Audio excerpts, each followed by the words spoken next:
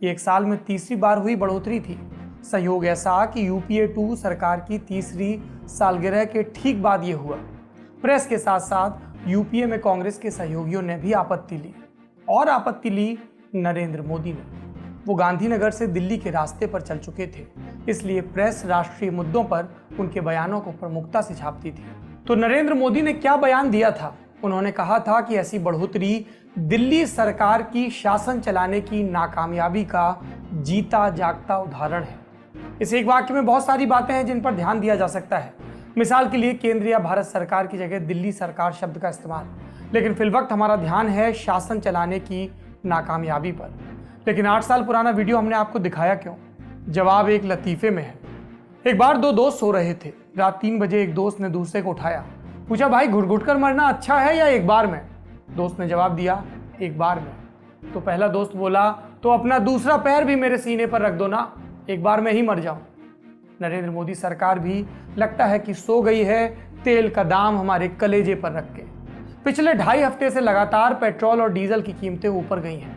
18 दिन में डीजल 10 रुपए से ज़्यादा और पेट्रोल 9 रुपए से ज़्यादा बढ़ा है। डीजल तो बढ़ते बढ़ते पेट्रोल से आगे निकल गया। 24 जून को दिल्ली में डीजल की कीमत 79 रुपये 88 पैसे थी और पेट्रोल की कीमत 79 रुपये 76 पैसे। कहने को ये बढ़ोतरी तेल कंपनियों की तरफ से हुई, लेकिन ये दाम उनके हाथ में है नहीं। क्यों नहीं है? 82 दिन तक तेल की कीमतें वही रहीं। फिर 7 जून से तेल कंपनियों ने पुरानी व्यवस्था लागू की, जिसके तहत तेल के भाव रोज तय होते हैं। अंतर्राष्ट्रीय बाजार में कच्चे तेल की कीमतें अब बढ़ रही हैं, लेकिन ये आज भी 2014 के भाव से आधे पर हैं। तो कीमत बढ़ कहां रही है? बढ़ रही है क्योंकि केंद्र ने अपना घाटा पूरा करने के लिए लगातार पेट्रोल और डीजल पर एक्साइज ड्यूटी बढ़ाई थी। कुछ बढ़ोतरी राज्यों द्वारा लगाए गए टैक्स से भी हो रही है। डीजल महंगा होने की बात को हम उन कार मालिकों के संदर्भ में नहीं कह रहे हैं जो लाख 2 लाख ऊपर खर्च करके डीजल गाड़ी ले लेते हैं। डीजल का भाव हम इसलिए बता रहे हैं क्योंकि यही किसानों के ट्रैक्टर में पड़ता है। मॉनसून दहलीज पर है, कुछ जगह बुआई अभी भी होनी है, जिसके लिए ट्रैक्टर चाहिए, जिसके लिए डीजल चाहिए। डीजल ही उन ट्रकों में पड़ता है जो भारत में सबसे ज्यादा सामान ढोते हैं। और ये बात नरेंद्र मोदी 2012 में ही जानते थे। तभी तो वो कह रहे थे कि तेल की कीमत में बढ़ोतरी का और भी जगह बड़ा बोझ होने वाला है। ईंधन को सरकार सोने का अंडा देने वाली मुर्गी की तरह इस्तेमाल कर रही है।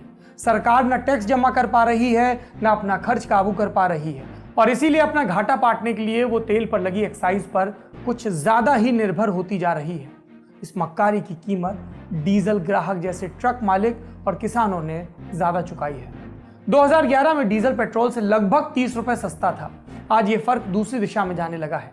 हमारी अपील है कि मोदी सरकार 8 साल पहले नरेंद्र मोदी द्वारा दिल्ली सरकार को देश की स्थिति गंभीरता से लेने वाली सलाह पर अमल करे, क्योंकि अब वही दिल्ली सरकार है। बढ़ते हैं